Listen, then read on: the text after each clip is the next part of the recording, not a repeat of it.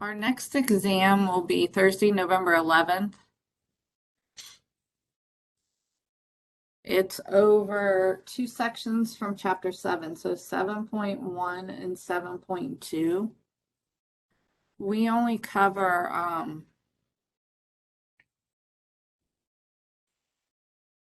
a small part of the derivative, so we don't cover all of it.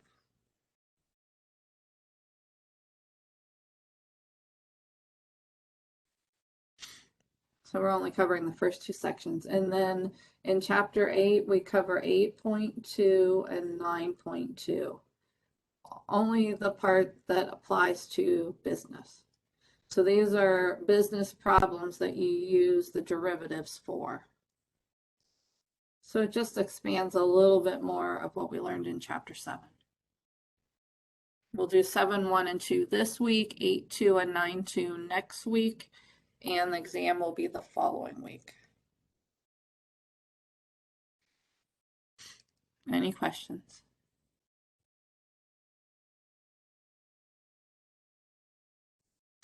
Your final is also on a Thursday, December 2nd from 11 to 1:30.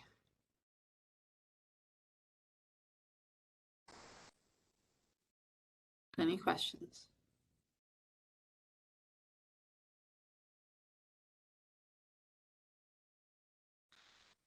So Chapter 7 is derivatives. Notations, if we have f of x, the derivative would be f prime of x, and this is the one we used most when we were doing the definition of the derivative.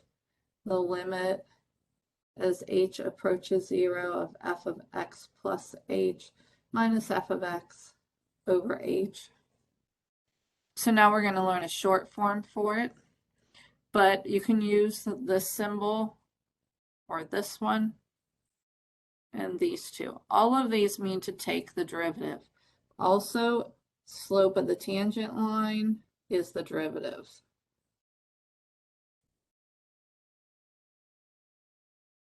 And anything that says marginal. Marginal profit, marginal cost, marginal revenue means the derivative.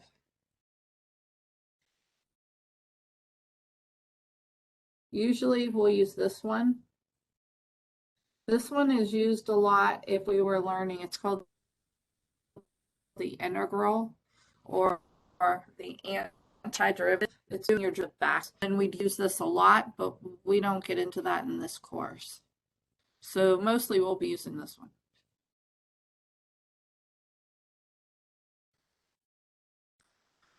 First rule, constant rule. If f of x equals k, any constant, then f prime of x is 0. So if you have a constant, when you take the derivative, it's 0.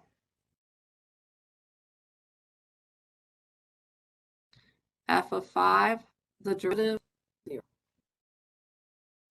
F of the square root of 10, that's just a number. There's no variable with it.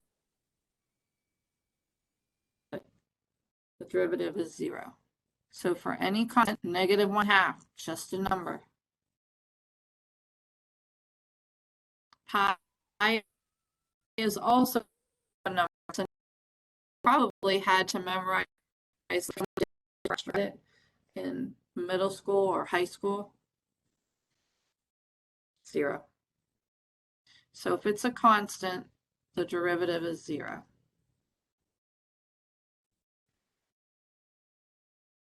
We'll get these first few derivatives and then we can do larger problems.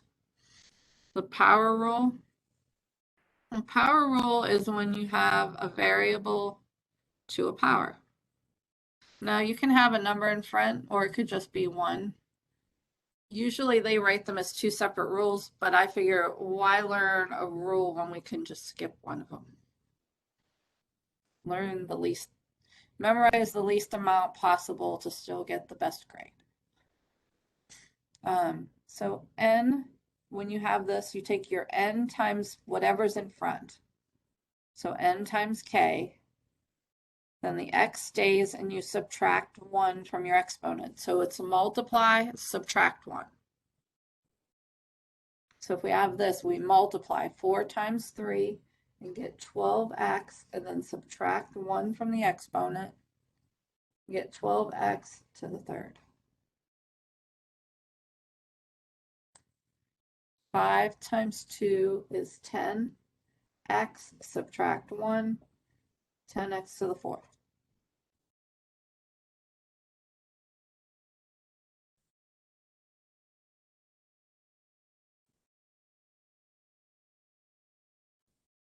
What do you have at the x? Like, does it say if f of x equals kx to the n?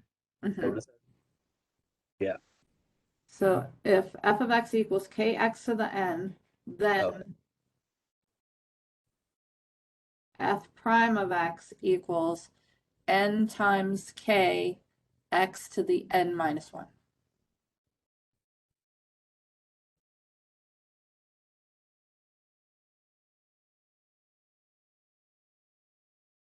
Any other questions? Don't look at this one first. I want to do this one. But any questions so far?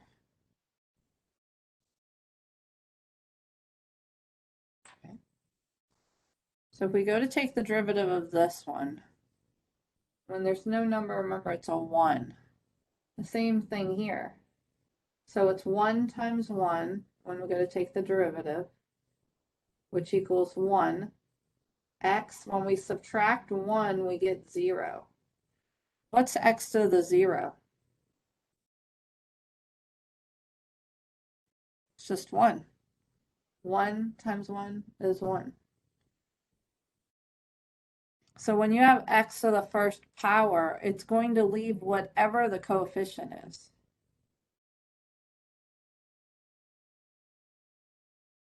If we had f of x equals 3x,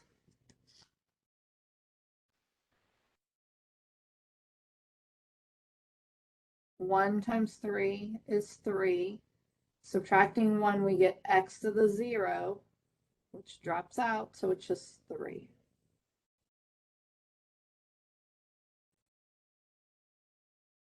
So x to the first power just leaves the leading coefficient, whatever the coefficient is on it.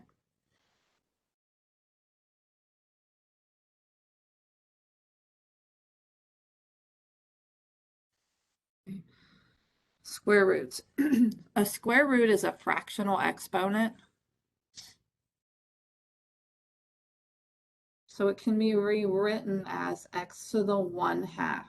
So whatever your root is, that value goes in your denominator. And then you can take the derivative. So anytime you have a radical, you need to rewrite it before you can take the derivative.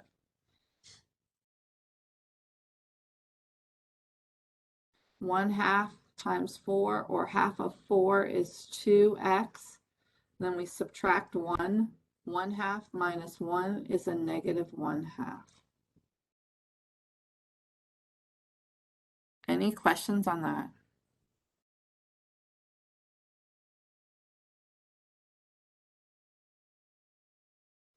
If you're not comfortable with fractions,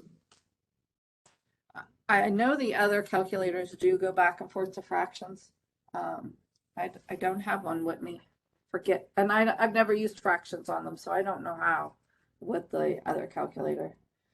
But on here, when you do have a decimal, if we take the 1/2 minus 1, first rule of thumb, always put your fraction in a parenthesis. Sometimes you don't need it. This one you don't, but a lot of cases you do. So 1/2 minus 1 is a negative 0.5. If you didn't know that that was a half, you can hit the math button. Notice how fractions highlighted, and hit enter twice. Now you have your negative 1/2. So if we had, say, 2/3, if you had this decimal and you weren't sure of the fraction, you knew it was either 1/3, 2/3, 1/6, something in there, then you can hit the math button and enter twice, and it will give you the fraction.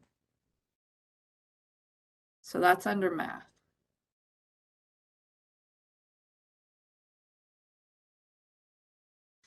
Maybe you don't need it for these basic ones, but you might need it for other ones. But any questions on that? Let's do a negative one. F of x.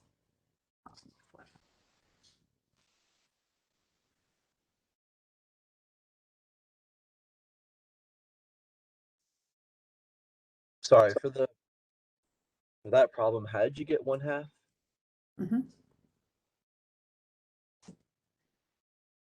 I started the square root can be rewritten as 1/2. Okay. So then I took 1/2 times 4 and got 2. And when you subtract 1, a half minus 1 is a negative 1/2. Okay. So the square root will be changed as a 1/2, you said? Yes. Okay. Let me show you another radical to make sure. Let's do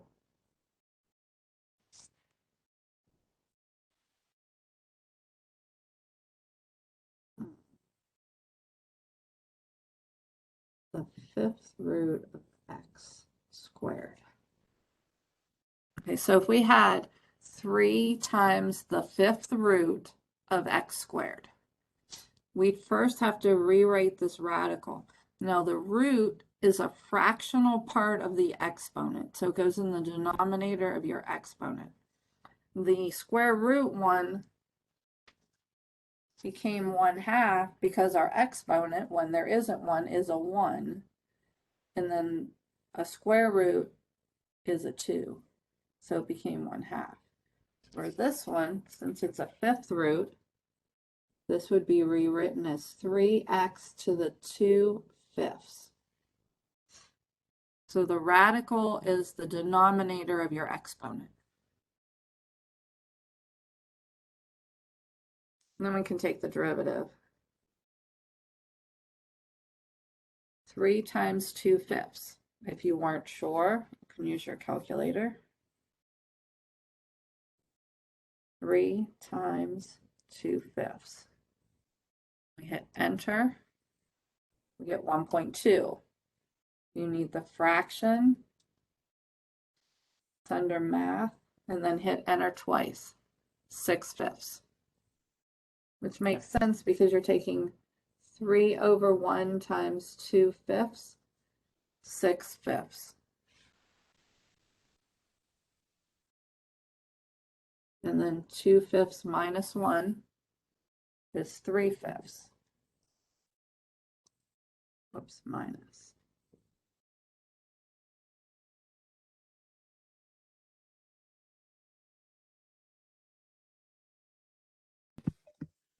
What was the original f of x again? Was it 3x to the minus 2? No, that was this one. Okay. All right, thank you. Since they still had a question on the radical, I erased that one. I'll do it next. So this was the original. Then I rewrite the radical to the 2/5. Then we multiply these two and get 6/5 x. And then 2/5 minus 1 will be a negative 3/5. MyLabs a lot of times wants the fraction. Sometimes they will accept the decimal. I will accept a decimal when it terminates. Like the 3/5 was negative 0.6 or 0.5, or one of them was 1.2. But when it's a long repeating or non-repeating decimal, I want the fraction. Unless it says otherwise. But I would be okay with the fractions on these. As long as you don't have to round, it's fine. Any questions on the radicals? I'm going to do one negative one before we add the last formula. Oops. So we had 3x to the negative 2. You just want to be careful when you're taking the derivative of this one. It's the same process as the other one. Multiply and subtract 1. Negative 2 times 3, negative 6x. And then when you subtract 1, they're the same sign, so you're actually adding them. You just want to be careful because you get into the routine of just taking one value away, and then you forget when it's negative that that's actually adding to it. So just be careful. Any questions on that? Wait, sorry. On the last one, how did you get from 6/5 x to the negative 3 divided by 5 to the 3 2/5? Okay, so this, you mean this part here? This was Yeah. showing the multiplication. So 3 times the 2/5, because you multiply first and then subtract 1. 3 times 2/5 multiplying across would be 6/5. So that got this. Yeah. Then the negative 3/5 came from 2/5 minus 1 is negative 3/5. Yeah, no, I'm saying how did you get from the 6? Oh, wait, is the 3 to the 2/5? That's not the answer. No, this is the answer. Oh, okay, I get it now. I thought you went from the 6/5 back to the 3 to the 2. Oh, I was okay. like, wait, No. okay.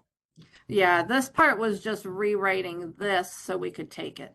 Yeah, okay, sounds good. Sorry about that. You get the 1/2.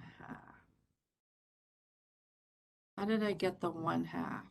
Oh, on the problem before? Probably. A square root. Or no, that was me who asked, but then you didn't look at it, so I had to. Oh, so then you, okay, so I did explain it? Yes. Okay. Sorry about that. Sometimes I forget, even though I have the chat on a big screen, I forget to look at it.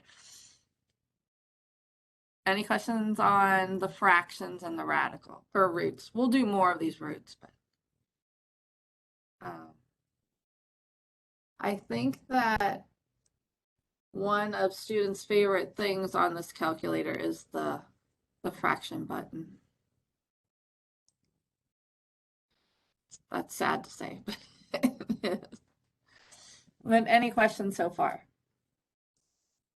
Okay, so when it's negative, you need to be careful because negative and negative, you combine them. Same sign, add. Now, a negative exponent comes from a fraction. For instance, 4 over x squared. We didn't learn a quotient rule. We will learn one probably later today. But right now we cannot do a fraction. But we can bring the fraction up. When we bring it up, it changes the sign of the exponent. So x squared in the denominator can be written as x to the negative 2 in the numerator. Anytime you move something up or down, as long as it's all multiplication, you can do that. Multiplication and division. You can bring it up and it changes its sign. When you move it down, it changes its sign. So this is the same as this. Now we can take the derivative.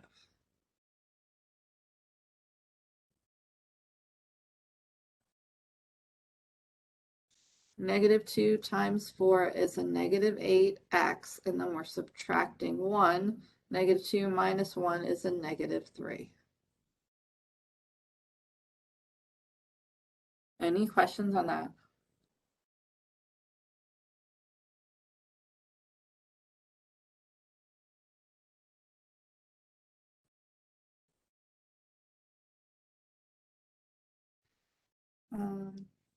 Last rule. Sum or difference rule.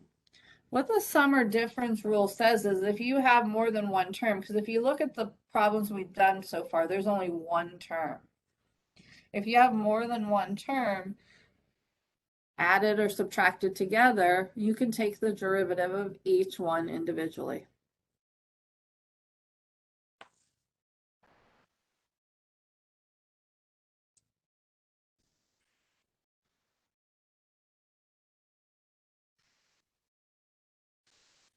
So I'll give you a minute to write that.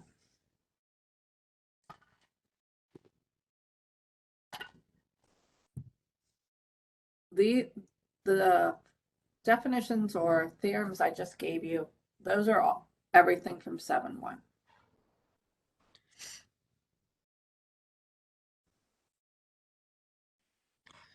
Number 1. So if we look at number 1, 12x cubed minus 8x squared plus 7x plus 5. I did start recording, didn't I? Yeah.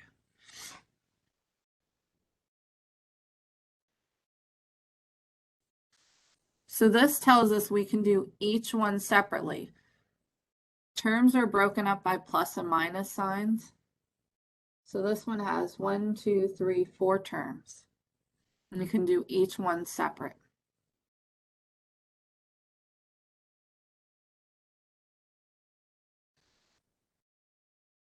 So go ahead and take the derivative.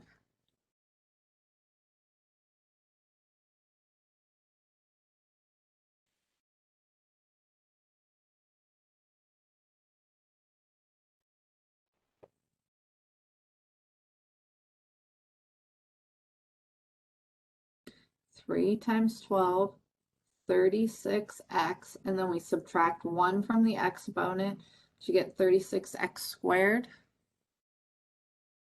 Next term, 2 times a negative 8 is a negative 16x. Subtracting 1, we get x to the first, which of course we don't have to show the 1. And this one is 7x to the first. Multiplying 1 times 7 is 7x. 1 minus 1 is x to the 0, which is just 1, so that drops out.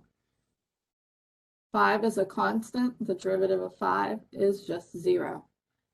Now, I recommend writing these to start with because when you go back to look at your notes, you're going to say, where did the 5 go? Or where did the x go? So it's a good idea to write them. Usually, instead of putting 0 every time, I just put an arrow on my 5 so that I remember it went to 0. Or this dropped out.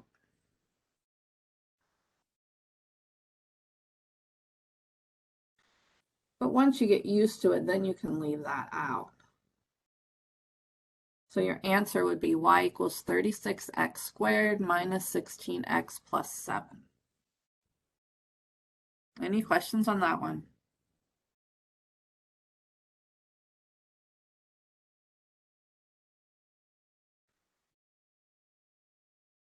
Okay, go ahead and try number 2.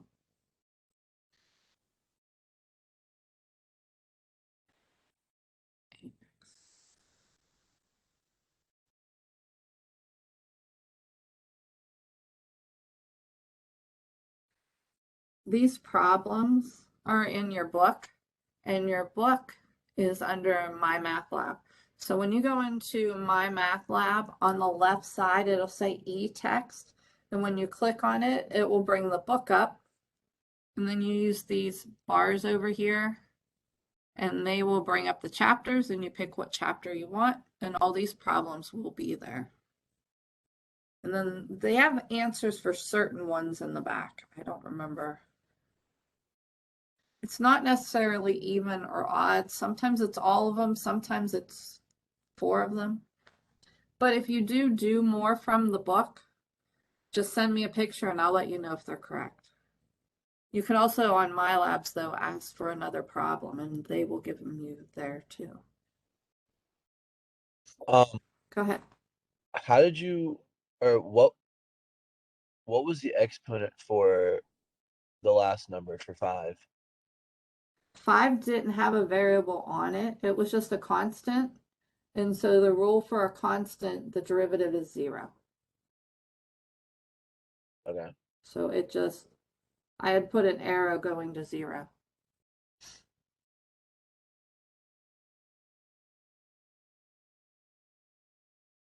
So that was our first rule that we put down.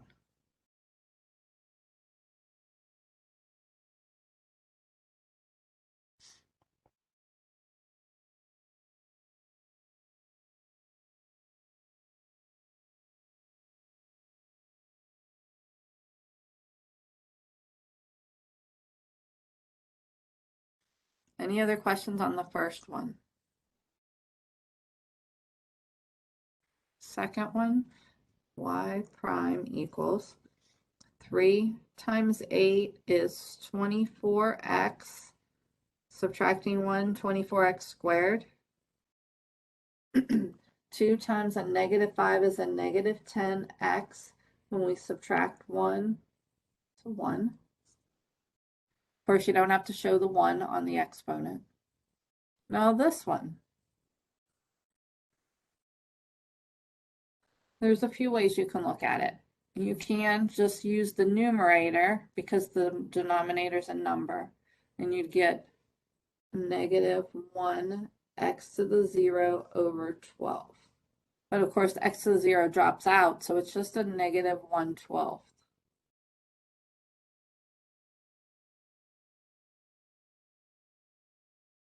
I'll show you another way.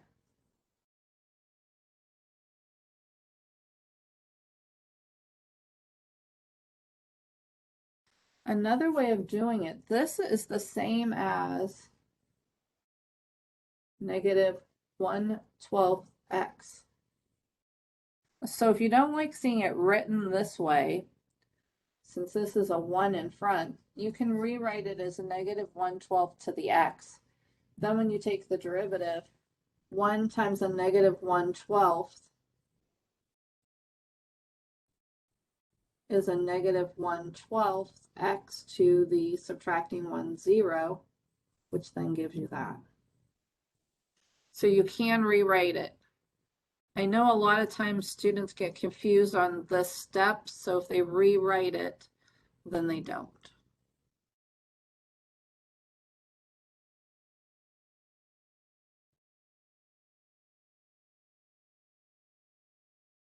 Any questions on that one?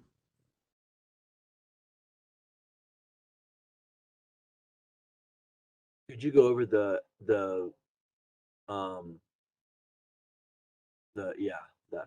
again really quick? And we'll do another one. So this is x over 12.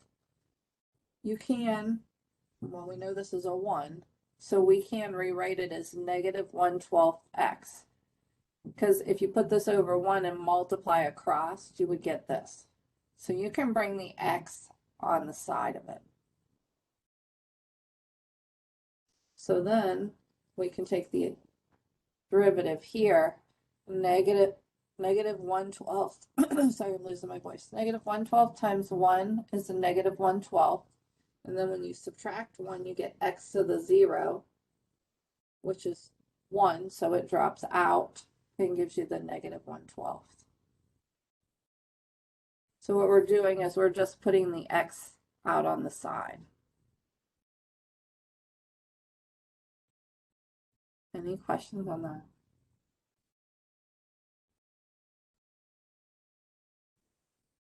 The reason you can do that, negative 1/12 times x, when we multiply a fraction times an integer, or we can place it over 1 and then multiply across, negative 1x over 12.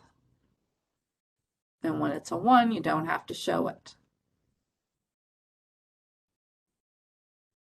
So we're just bringing that x back down.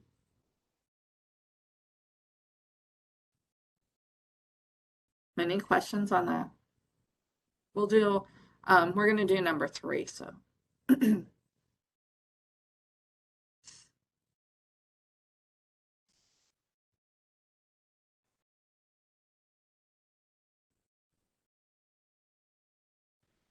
So try number 3.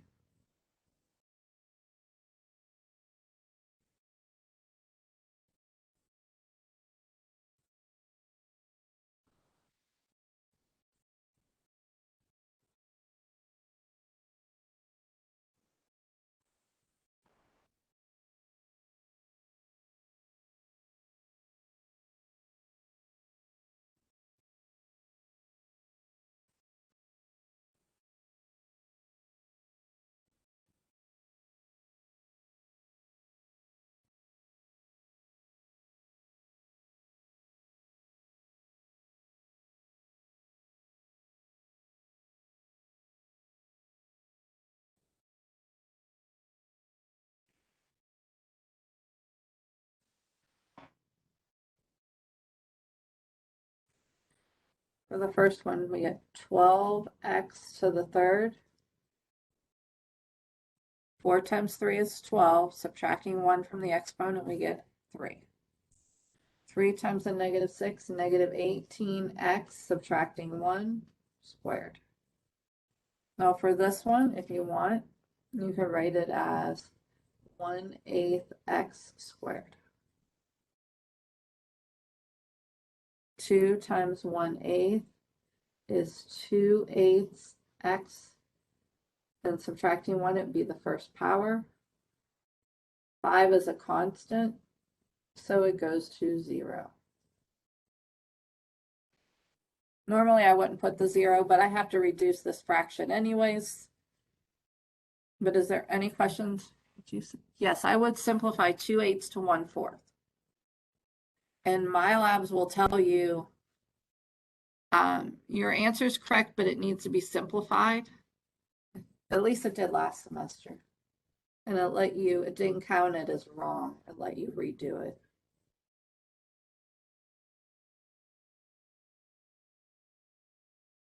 So 2/8 would reduce to 1/4 x, and the 0 would be gone. Any questions on that one?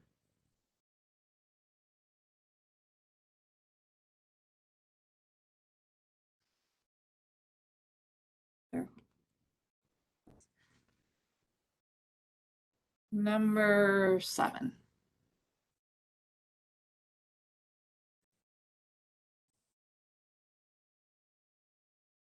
Eight square root of x plus 6x to the 3/4.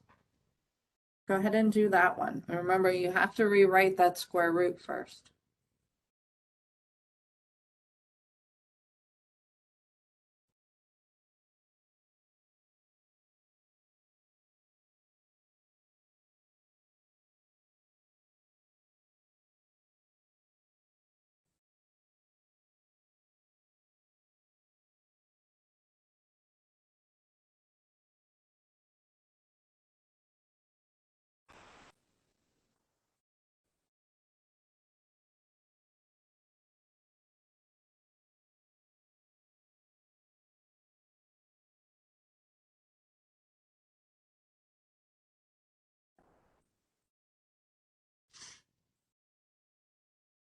Okay, so the square root of x would be written as x to the 1/2. Then you can take your derivative. 1/2 times 8 would be 8/2 or 4x. Subtracting 1, you get a negative 1/2 for the exponent. And then 6 times 3/4 would be, I could have left the fraction, positive 18/4 x to the negative 1/4. I'm going to leave the fraction here in case you wonder where it came from. So 1/2 times 8 is 8/2, which we're going to reduce. And then subtracting 1, you get a negative 1/2. On this one, 3/4 times 6 is 3 times 6, 18 over 4. Then when we subtract 1, we get a negative 1/4. Reducing, 8 divided by 2 is 4. And 18/4 will divide by 2 and get 9/2. X to the negative 1/4. Any questions on that?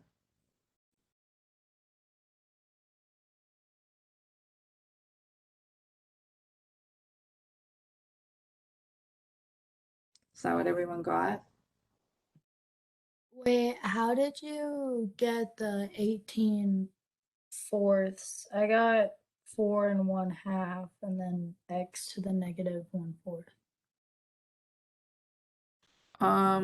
Well, this would be 4.5. Oh, okay. I didn't even. Okay. Yeah, I usually write it as an improper fraction rather than mixed. But 4.5 2 times 4 is 8 plus 1 is 9. So either one would be fine.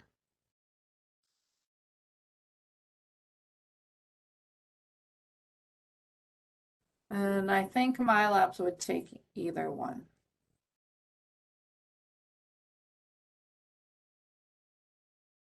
Any questions on that one?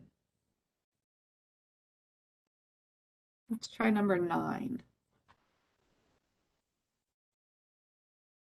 Y equals 10x to the negative 3 plus 5x to the negative 4 minus 8x.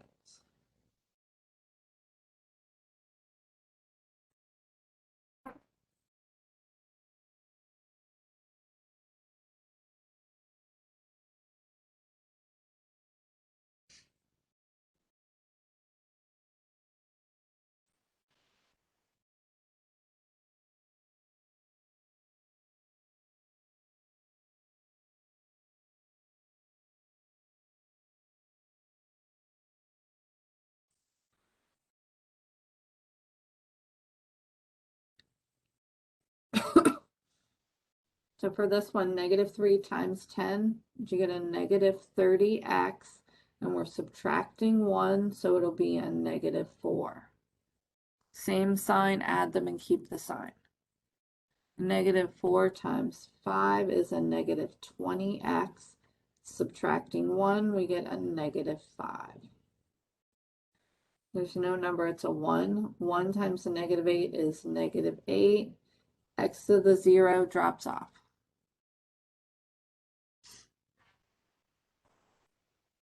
Any questions on that?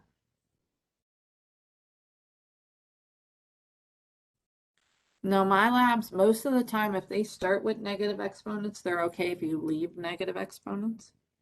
But if they want them positive, you just bring them to the denominator.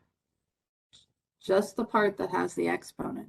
So it would be a negative 30 over x to the 4th. So when you bring it down, just like the other one, when we brought it up, it made it negative. When you bring it down, it changes its sign. So in this case, it would become positive. Minus 20 over x to the 5th minus 8. I would accept either answer. Some of the time, MyLabs will say your answer is correct, but there shouldn't be negative exponents, and then it'll have you rewrite it.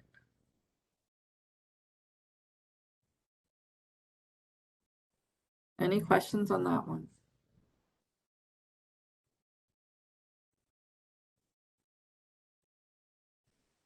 Okay, let's try number 13.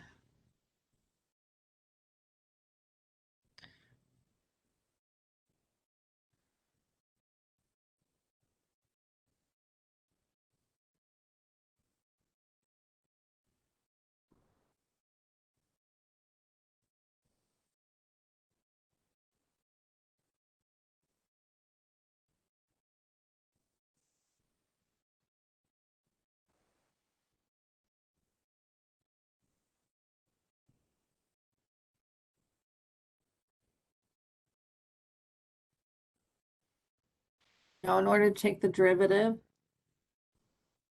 just like the one we did earlier, you have to bring each of these up because we haven't learned a quotient rule. And when there's only a number on top, the quotient rule is a lot of steps. It's easier to bring these up. So first rewrite it. 6x to the negative 4. When you bring it up, it changes the sign of the exponent. Minus 7x to the negative 3 plus 3x. This is a 1 when there's no number, so it'll be a negative 1. And we're not moving anything with the radical 5, so it's still a radical 5. Then you can take the derivative. Any questions on moving them up?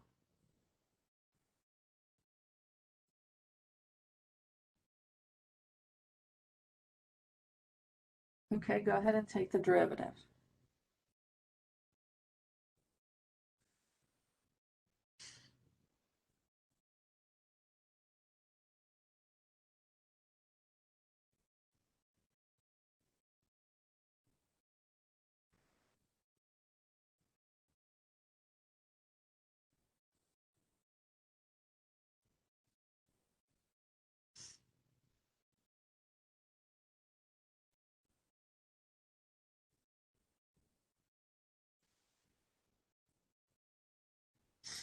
So you multiplied first, -4 times 6, a -24x.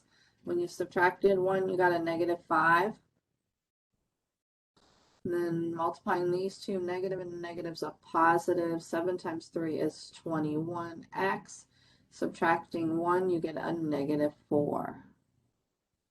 -1 times 3 is a -3x to the subtracting 1, -2.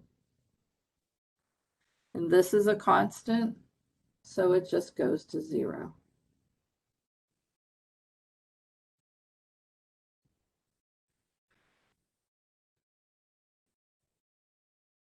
Any questions on that one?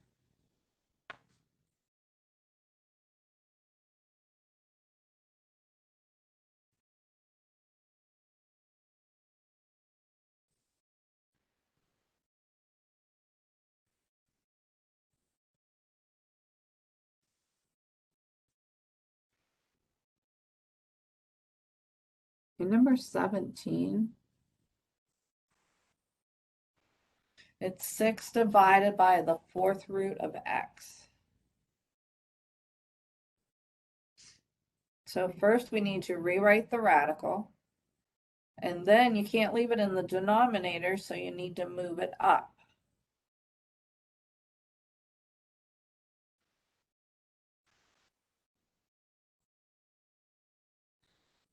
Fourth root becomes x to the 1/4. So your root is the fraction of the exponent. Since there's no number, the exponent is a 1. So it becomes 1/4. When we move it up, it becomes a -1/4. Now you can take the derivative. So when you have a radical, you have to rewrite it as a fractional exponent. And if it's in the denominator, you need to move it up, which changes the sign of the exponent.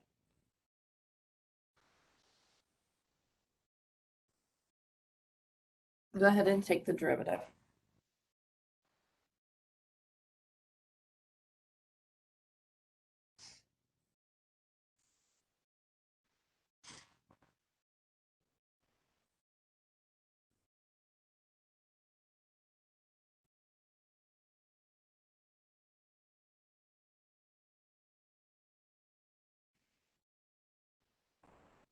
Six times a -1/4 is a -6/4, which we need to reduce. X to the subtracting 1, -1/4 minus 1 would be a -5/4.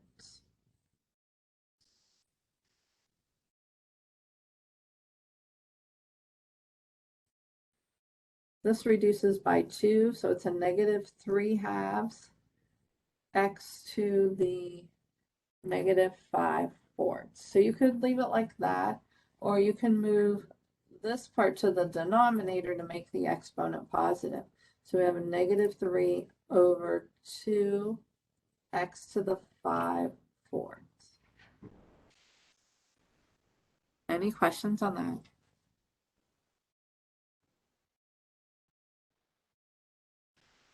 Yes, bringing it down to the denominator makes it positive because it changes its sign. So we could have brought all of these down also. Where did the 2 come from on the bottom? So when I multiplied, I got a -6/4, and I reduced it by dividing top and bottom by 2. So I got the 3/2. Now this 2's in the denominator, so when I move the x down to the denominator, it went Oh, down you with, just took the 2 with you. Okay. yeah.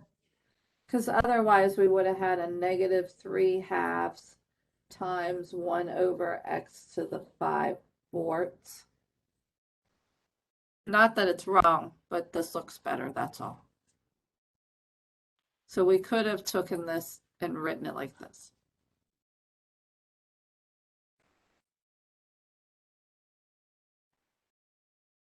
Any questions on that?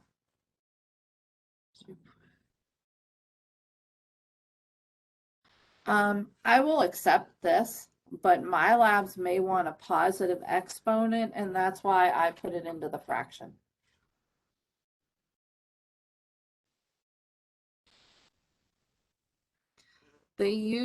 Last semester, it let you keep the negatives, but I know they did a lot of updates, so I'm not sure what they're going to do.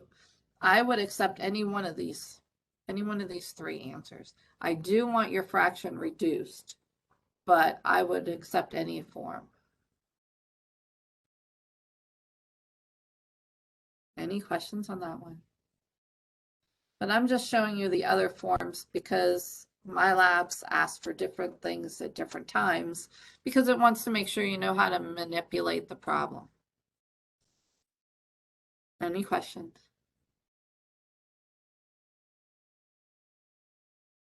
Okay, let's try number 19.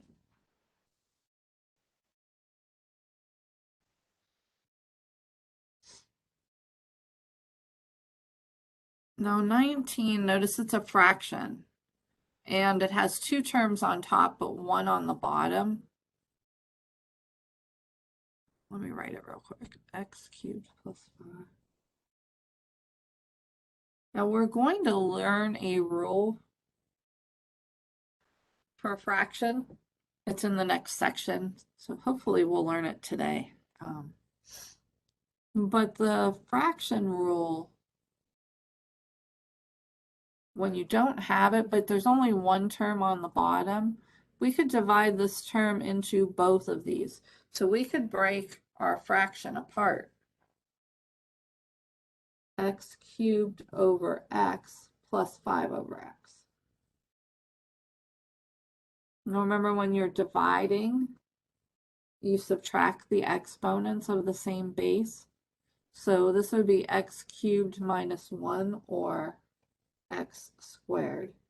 And then this one won't reduce, but we can bring it up so that it would be a positive 5x and then negative 1.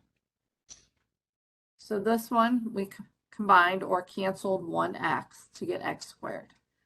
This one won't reduce, but we can bring it up so that we can take the derivative. So if there's one term in the bottom, you can divide it into all of the terms on the top. Then we can take the derivative of this.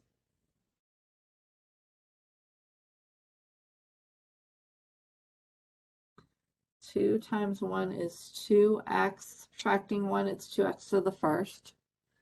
And then negative 1 times 5 is a negative 5x to the subtracting 1, negative 2. Any questions on that one?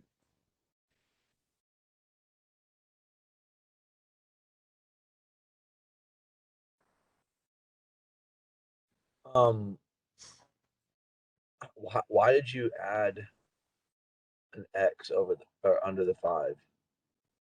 Here? Because there's There. an X. Okay. Yeah, up there. Yeah. What I did was I broke this into two parts so then I can take the derivative because I haven't learned a quotient rule yet.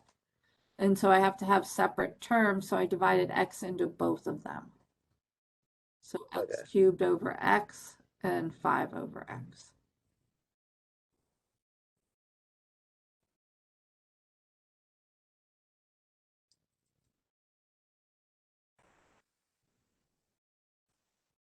Any other questions on this one?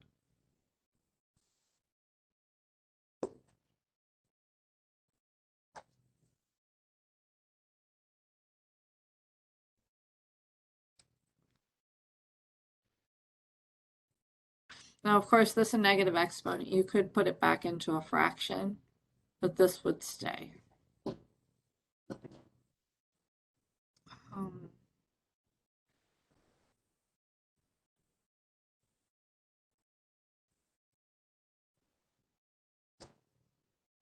21. There's what's called a chain rule, but we're not going to learn the chain rule. 8x squared minus 4x squared. But with what we have right now, we could still solve this. You just have to remember squared means to FOIL it. You have to multiply it times itself. You can't just square both terms. Then you lose the middle terms. So if we have a quantity squared, we would have to FOIL it first. Now, in the next section, we're going to learn a product rule where we wouldn't have to FOIL it. But before we can take the derivative for now, we have to FOIL it. Multiplying the first two, 64x to the fourth.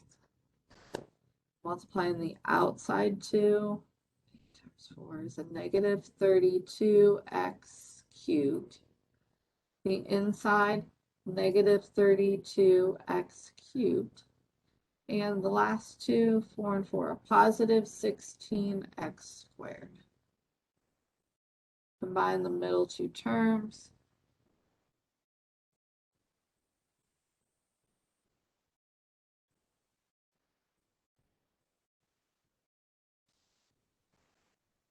There we go. And now we can take the derivative.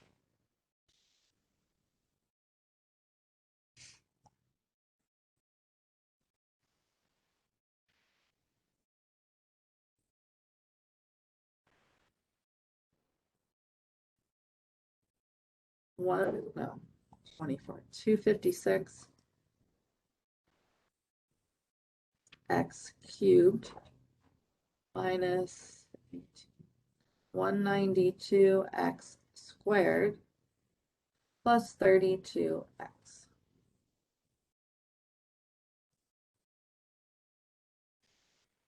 Any questions on that one?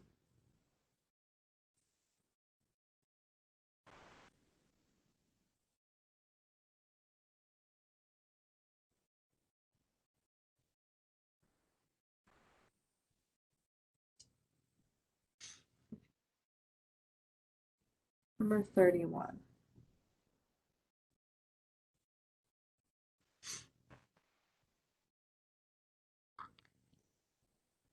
Find the slope of the tangent line to the graph of the given function at the given value of x. Then find the equation of the tangent line for 31 and 32.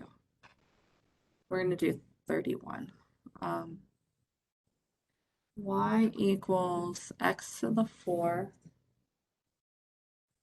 minus 5x cubed plus 2 at x equals 2. So to find the slope of the tangent line, you just take the derivative. And then, since they have a value, we plug it in. So your slope of the tangent line is your derivative. 4x to the third minus 15x squared, and the 2 was a constant, so it drops out. So 4x cubed minus 15x squared, and that's just 0. What happens is, this is a parabola going up, so it looks something like this. When you're finding the point at 2, it's just telling you how it's changing here. It's finding this line that touches your curve at one point. And so we just plug the 2 in. Our slope then is 4 times 2 cubed minus 15 times 2 squared. Is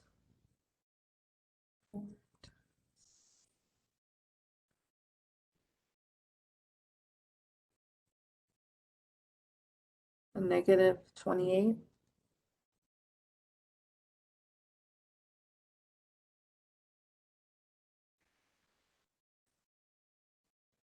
So the slope's a negative 28. Now remember, to find an equation of a line, y minus y1 equals m times x minus x1, we need a point and a slope. Well, we have the x value, but we don't have the y value. So we know x is 2, and we know our slope is a negative 28. We need to find y. We'll plug it in here. Y equals 2 to the 4th minus 5 times 2 cubed plus 2. So to find your y value, you plug it into the original equation.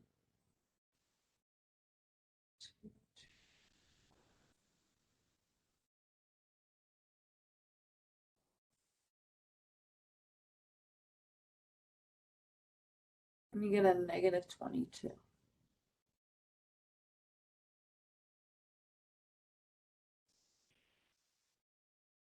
Any questions so far? So then we need our slope, our y value, x and y. Y minus a negative 22 equals the slope, negative 28 times x minus 2. Distribute. I always make you solve for y. That way everything is simplified. Negative 28x plus 56. And then subtract the 22. Where did the 56 come from? I distributed the negative 28. So negative 28 times x gave me the negative 28x. And then negative 28 times negative 2 is a positive 56. Okay. And then I wanted to get the y by itself, so I subtract the 22 and get y equals negative 28x plus 34.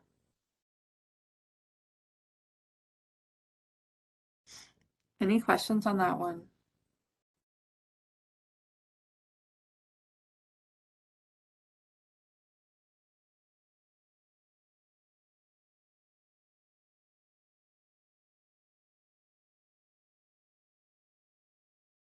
Any questions?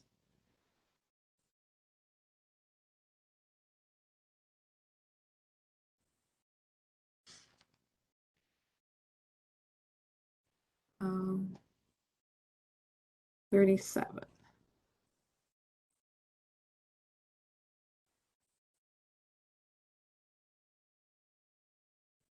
Number 37 says, for each function, find all values of x where the tangent line is horizontal. The reason the tangent line being horizontal is important, if we had a graph, remember the tangent line only touches at one spot. So if it was here, notice that's at a max. Or if we find the tangent line when it's 0 here, because remember when your slope is 0, you have a horizontal line. And so that gives you all your highs and lows on your graph.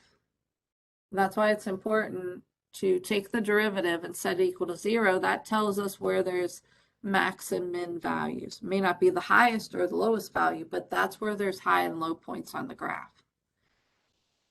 So we'll look at number 37. F of x equals 2x cubed plus 9x squared minus 60x. Is that the way?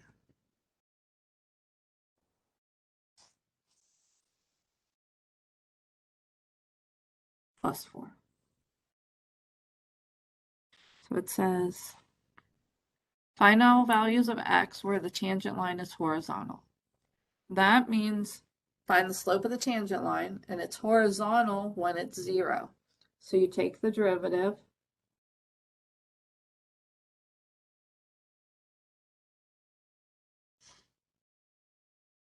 six x squared plus 18x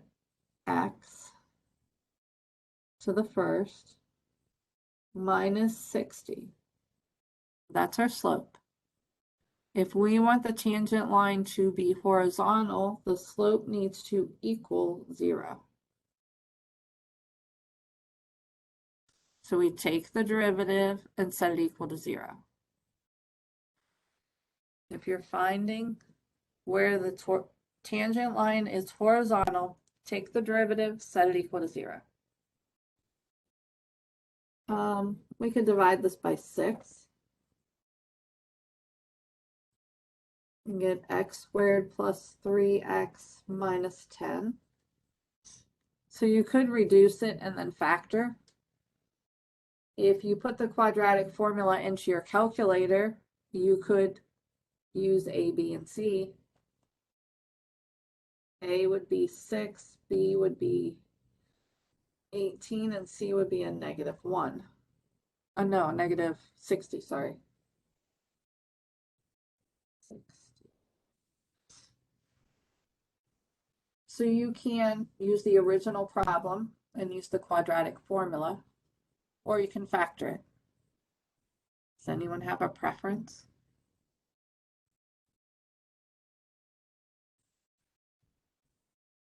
If we factor it, we need two numbers that when we multiply, we get a -10, that when we add, we get 3. +3. So 5 and -2. When we multiply, we get the -10. When we add, we get the 3. So it would be x plus 5 and x minus 2. Set both of them equal to 0. So it's bringing back chapters that we did earlier. Subtract the 5 and get a -5. Add the 2. So we have the slope of the tangent line is 0 at -5 and at 2. Now, if you use the quadratic formula in your calculator,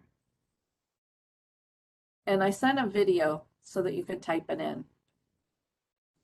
Go to Program, Quad, and you just put A was 6, B was 18, and C was, make sure you use negative, not minus, -60. You get 2 and -5, which is exactly what we got. Any questions on that? And I'm okay with you using the quadratic formula here because I already tested you on factoring and solving.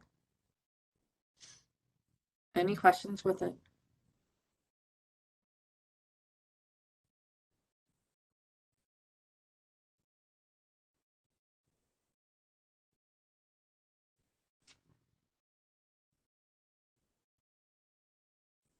Okay, 53.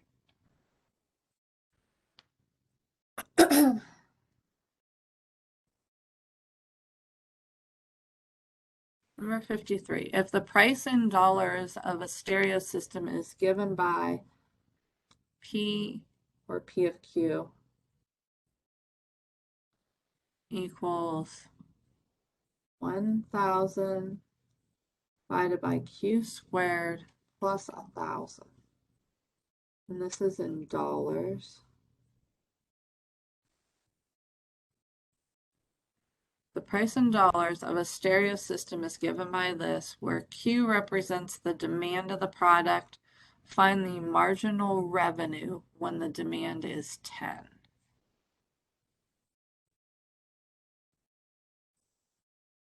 Now, I know there's a problem on my math lab where instead of giving you price, they give you quantity, and quantity equals, so you have to solve for price. Be careful of that.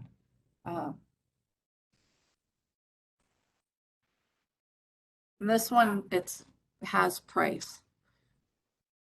If it's already solved for Q, then you need to get P by itself first. Because they want revenue, marginal revenue. So we have to find the revenue, which remember is price times your variable, which is Q. Price times quantity.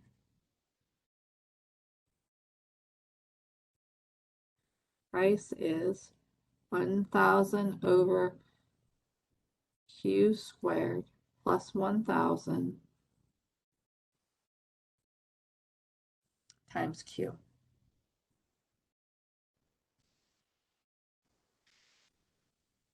before we can find marginal, because remember, marginal means derivative. Before we can find marginal, we need to distribute this because we don't have a product rule. So this Q needs to be distributed.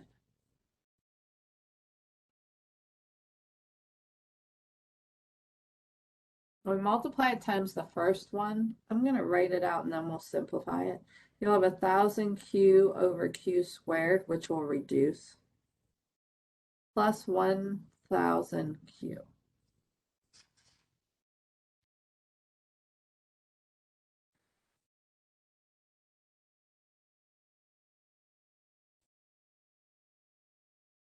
Remember, we need to bring this Q up. So rather than leaving it down, I'm going to take 1 minus 2, because when you're dividing, you subtract your exponents. 1 minus 2 makes it Q to the negative 1. So I combined these, and I kept the negative because I want to take my derivative, so I want it up here, not in the denominator.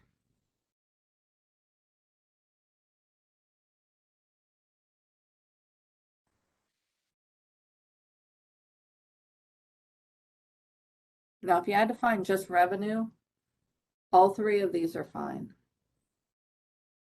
All three of these are different forms of the revenue function. They would all give you the same value.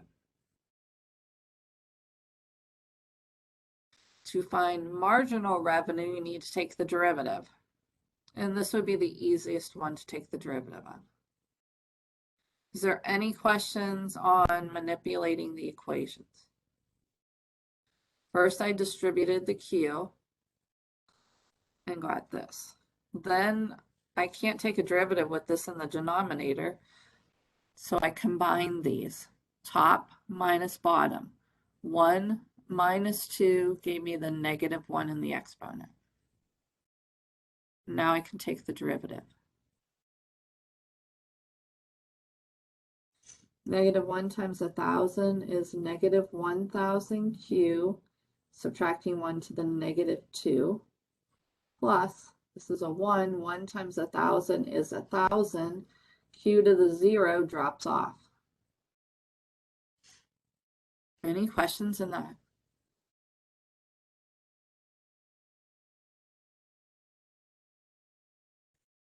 They wanted us to find it at 10.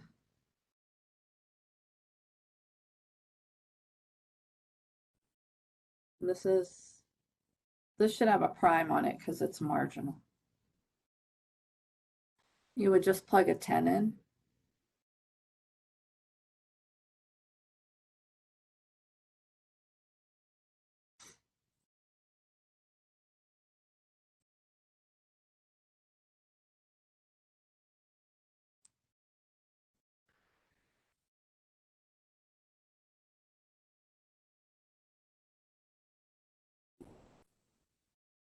$990, maybe?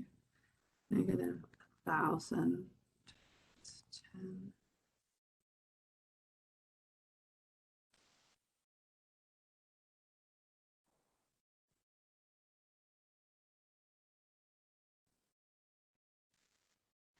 So when you type it in, you have 1,000 times 10 to the negative 2 plus 1,000 gets you 990. And it was in dollars, so the marginal revenue is $990. When 10 stereos are sold, if we go one more, we'll make an extra $990 in revenue. So that's telling you when 10 are sold, if you go one more, you make another $990. Any questions on that? How did the 1,000 turn into a negative? Oh, derivative. So when I took the derivative, the negative 1 times 1,000 was a negative 1,000. And then I subtracted 1 to get the negative 2. Okay, it's the derivative. Got it. Yeah. Yeah, right here I took the derivative. Okay. And that's why we lost the Q also. Because it became Q to the 0. Any questions on that?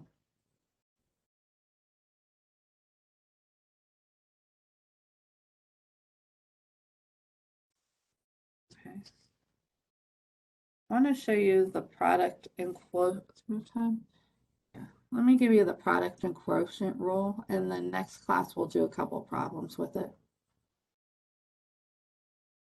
The product rule is when you have two things being multiplied together.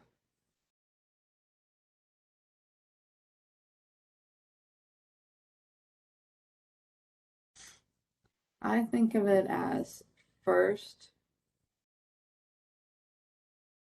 times second.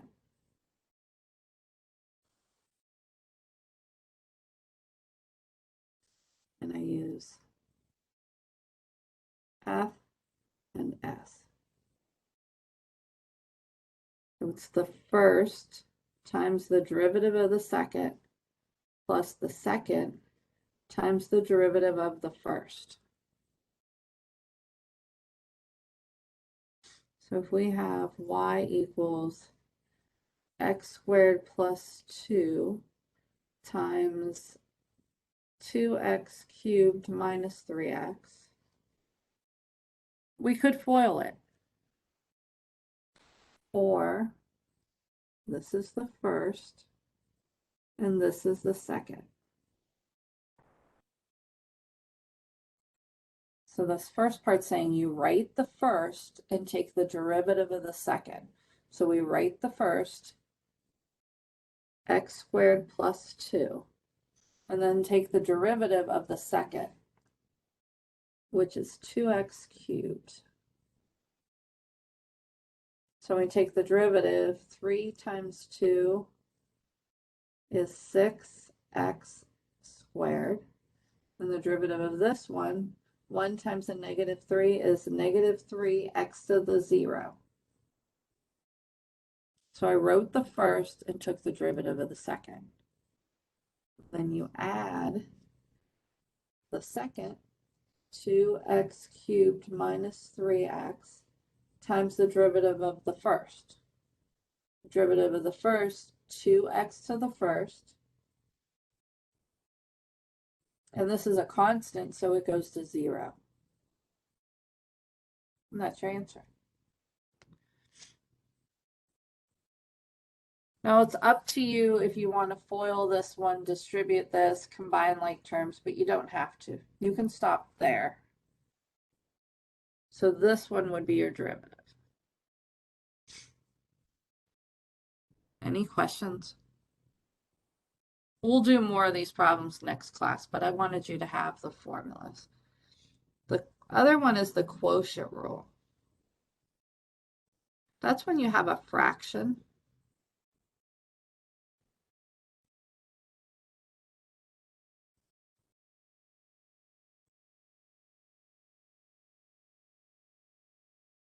I look at it as top and bottom.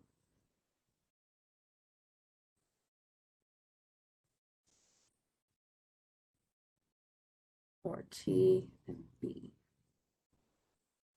When you take the derivative, it's the bottom times the derivative of the top minus the top times the derivative of the bottom all over the bottom squared. Now, if you write it every time you do these, you'll have them memorized.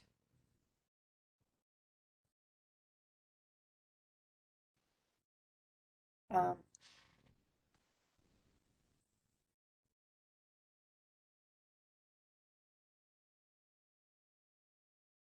if we had this one, this is our top, this is our bottom. Bottom times the derivative of the top. The derivative of the top, this is a 1, so this first part is just 2, because it would be 2x to the 0. So it's just 2. Derivative of 3 is 0, it drops out. Minus the top, 2x plus 3, times the derivative of the bottom. the derivative of x is just 1. Because 1 times 1 is 1, and x to the 0 drops off. All over the bottom squared. We could just put x squared.